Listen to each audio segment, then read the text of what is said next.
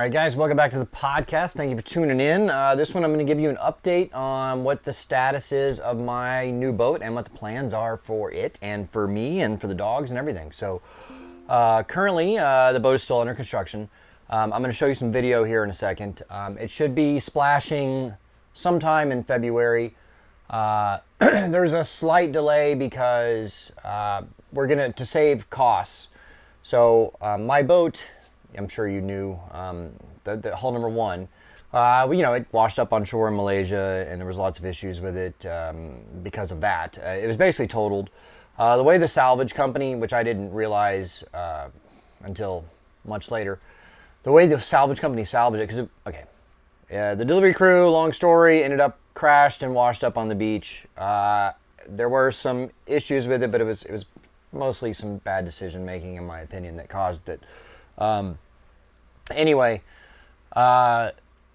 up on the beach. It was there for a while, and then the salvage company, it was there for over 2 weeks on the beach. The salvage company, in order to haul it off the beach and move it around, rather than like patching the little, the holes where like the rudder was ripped out and stuff like that. I mean, I'm sure they probably did some of that, but I didn't know they filled the entire holes with expanding foam. Which, what the freak? Why would you do that? So they filled the holes with expanding foam because the boat probably could have been salvaged, at least worth something.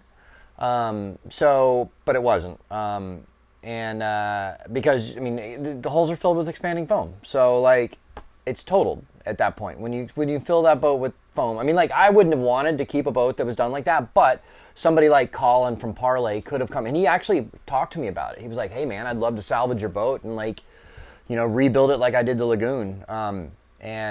We talked about it for a while, and it was going to be great. But then we found out the condition of the holes, that they were filled with foam, and oh my gosh, how would you even go about that? The salvage company filled it with expanding foam and then towed it a few miles over to the shipyard where it still is right now. Everything's finally settled with insurance and all that stuff, so we can start salvaging materials off of it. So basically everything from the deck down is totaled because it was either filled with seawater or is now encased in expanding foam. And so the only thing that's salvageable is anything that was on the fly bridge or above. Unfortunately, some of the chart plotters were stolen. Who knows who did that? But the standing rigging is still in great shape. So the manufacturer on the Spirit sent an inspection team down there to inspect the mast and the rigging, and the standing rigging is all good. So is all the winches and stuff like that. So to save a little money on the build on this new boat, they're going to take the standing rigging and everything that can be salvaged off the deck and then ship that back up to Thailand. So it would be ready if they could just take the stuff off, just put all the standing rigging on that they have in store there. It'd be ready by the end of February. But because we're going to be it's going to take time to ship all that stuff back up to Thailand. It'll probably be the end of February, maybe the beginning of March before it's ready to go. But anyway, I'm still going to go to Thailand third week of February. I've got these guys here. Where are you? Come here. So this is Merlin. Cougar's, sitting over there. So I've got them set to be shipped with me over to Thailand around February 24th. And so I'm going to be on the same flight with them, but they're going to be in cargo. We have to go through Frankfurt with Lufthansa. So AE Pets, I'll put a link down below. They're the guys helping me out with that. And so fly from Dallas to Frankfurt, Germany. It's about 9 hours, something like that. And then there's a 4 or 5 hour layover, and then another 9 or 10 hours to Bangkok. These guys got to go as cargo, unfortunately. But the part of the reason we're going through Frankfurt is because they have a pet concierge there. So during the 4 or 5 hour layover, they will go to a pet hotel and they will get walked. Oh, did I say the word? Sorry. And fed and peed and pooed and all that.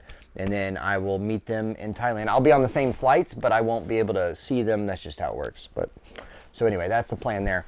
So then, hopefully that didn't mess up the audio too much with him laying on my microphone. But I've had a little, I don't know if it sounds, I feel fine, but I've been a little congested for a few days. So we went and did the Groove Cruise, which is basically a music festival on a boat, and you know, you're around 5,000 people on a ship. You know, you're probably going to catch something. So I don't know. I got a little bit of sniffle. I mean, I feel good. I just am congested. But anyway, all right. So I'm going to show you some of hole number 5, which is my boat, and give you some video of that. And then there's actually hole number 5 is mine. Hole number 6 is for sale. It hasn't been sold yet. 7, 8, 9 are sold because they wanted to get their own they wanted to plan their own layouts and everything, because they'd already started construction of hole number 6 just to start it, and it's a 6 cabin boat. So hole number 6 will be I'll show you is going to be a charter machine. Hole number 6 will be available July, and then they are going to move it over to the United States. It's going to be in the Annapolis Boat Show later this year. So if you are looking to get a catamaran this year and get it to the United States, and it's easy to take down to the Caribbean from there if you want to put it in charter, you can have it there. So Inspired Yachting, Philip is the one who took these videos for me, and you can contact him. Make sure, please, that you tell him you saw it on Sailing Doodles. That definitely helps me out, and it just clarifies everything so we know where everything came from. So I will show you the boats now. So if you want to do that, it's a great boat. You get it right away. I mean, most other boats you're going to wait 2 years for. So let's see here. All right, hole number 5. Here we go. All right, so unfortunately he took these in vertical format, which, you know, is not great for showing on YouTube. It's better on, like, you know, Instagram and stuff. But, you know, so here it is. So hole number, you can see they've got protective, let me mute this. There we go. They got protective wrap and everything all over it. The deck is on. There is no flybridge cover yet, the hard top there. They're going to put all that on. Of course, you know, the standing rigging and all that stuff needs to come on as well. But you can see most of it's set up there.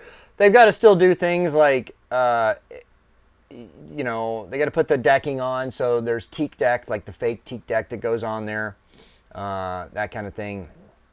And yeah, so a lot of it's still to go, but you'd be surprised. Once the deck's on, I mean, it's 90% complete, because all the wiring and all the plumbing and all that is done before they put the deck on. So now all they got to do is marry out the finish quality stuff, and like polish everything, and, like, you know, put on the standing rigging and the running rigging and the lifelines and the stanchions and do all that stuff. So they got to do all that.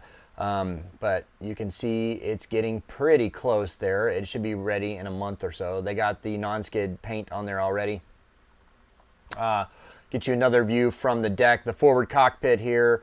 Again, they got to put in the fake teak. It's like I don't remember what the product's called, but it's, you know, really soft, really easy to work with, and it doesn't get too hot, which I'm excited about. Boy, I mean, just doing all the, like, painting and all, like, not the painting, but, like, you know, the trim and the putting all the tape down to protect everything. It's got to take a long time to do all that, but it's getting close. And coming inside, and there you go. The counters are they in? Looks like they're in. They just don't have, they're just covered to protect them. Yeah, the counters are on. They got the, well, not all of them, but still got to put the refrigerator in. It's coming along nicely. Let's see here. What do we got on the other left? Okay, and here's the view from the ground. Yeah, you can see it's a big old boat. I really like the way the profile of this looks. It's got a really high freeboard, which some like, some don't. But I prefer the comfort over the over speed. And they still got to drill out for the what's the word I'm looking for there? The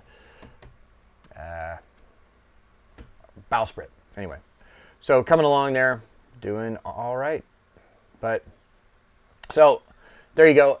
So now that is number 5. If you're interested, I closed that window. I didn't mean to do that. If you're interested in hole number 6,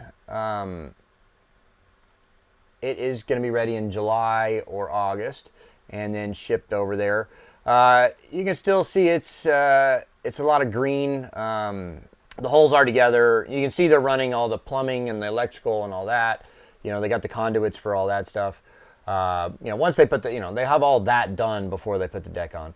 But you'd be surprised once it's out of the mold and mostly together like this, it goes a lot faster than you would think. He's walking through the aft cockpit now, and there he's headed into the salon area. You know, it's got seating.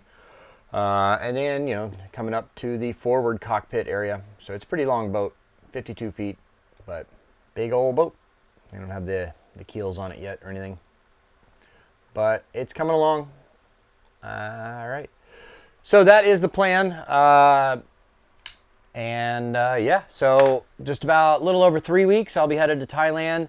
So I don't really know when it'll officially go in the water, probably early March.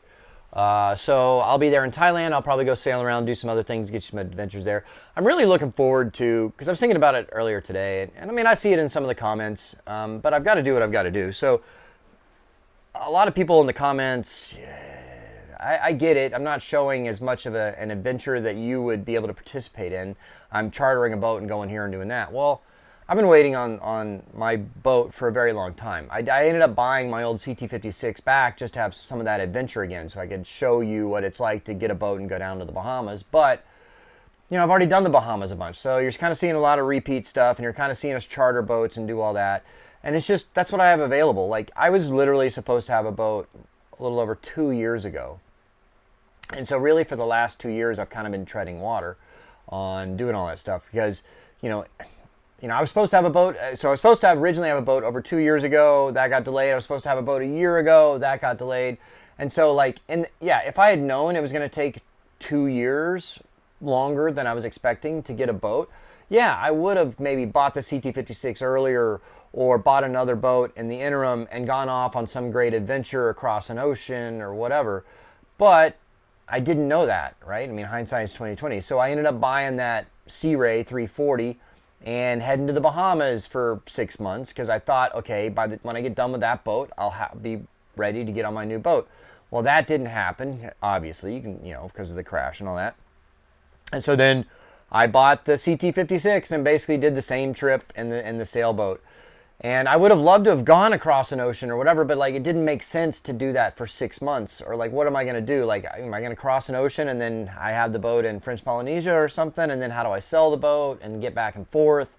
It's just, and with all my stuff, it just didn't make sense to do any of that. So, you know, I've just been on a bunch of charter boats and a lot of temporary boats since then. And I'm really looking forward to getting on my boat in March and starting an actual adventure again where you're exploring new places that I haven't been to before and showing you what it's like to cruise around and like experience new places and new adventures and all that and show you what it's like to cruise full time again. So I'm really excited to be able to do that.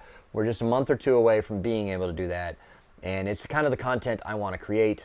And I hope you guys are excited about it too. And thank you for sticking around for these couple years. I mean, thank you for, you know, continuing to watch, and I hope it's been interesting enough for you, but you're about to see some really new, interesting stuff, and I'm excited about it. So, with that being said, that is the updates on the boat. If you would like hull number 6, there's a 6 cabin. It is going to be ready in July, and then they're going to ship it over to the U.S., put it in the Annapolis Boat Show. And then, so if you want to cruise on that thing, great, you can. Other than that, you can put it in charter down in the Caribbean. I think they're chartering for like $14,000 to $18,000 per week, and that's for a bareboat. Now, if you were to do like a crude charter on it, I'm sure you could get significantly more. You know, a crude charter of that size boat would be $25,000 to $30,000, right? You're gonna have 2 crew on there. But yeah, you got to pay the crew, or if you're experienced enough, you can do it yourself. But like, I know plenty of people, like there's guys they have a Lagoon 450 and they're full time on the boat. And then, they'll run, I think they run like 20 weeks of charter a year, and they're fully crewed and they're chartering, and theirs is even over like a 7 or 8 year old boat. And they're charging like $20,000 to $25,000 a week for, SV Luna. You can look them up. I met them several times. There's a French couple. They're really nice people. Run into them quite a bit down in the Caribbean. so that's how they've been supporting their cruising lifestyle. So it's pretty cool they're able to do that. So if you do the math on that, that's a lot of money a year, and that'll really keep you going. So that's hole number 6. Of course, if you want a custom build, I'm not sure. I know 9 is sold, 8 maybe not. I'm not sure. So like, if you're looking at, if you want a custom build, you want like a 4 cabin or a 3 cabin or whatever you want to do, that would probably be next year sometime, early next year when that one's going to be ready. But so contact Inspired Yachting there with Island Spirit. Links down below. Please make sure you you tell them you saw this on Sailing Doodles. That helps me out a lot. And I'd love to be cruising around with you on the same fleet. That'd be a lot of fun. So thank you guys for tuning in. Please make sure you're subscribed to the channel. And I'm excited. I can't wait to get on this boat and go sailing around the world and take you guys with me. So thanks. We'll see you on the next podcast.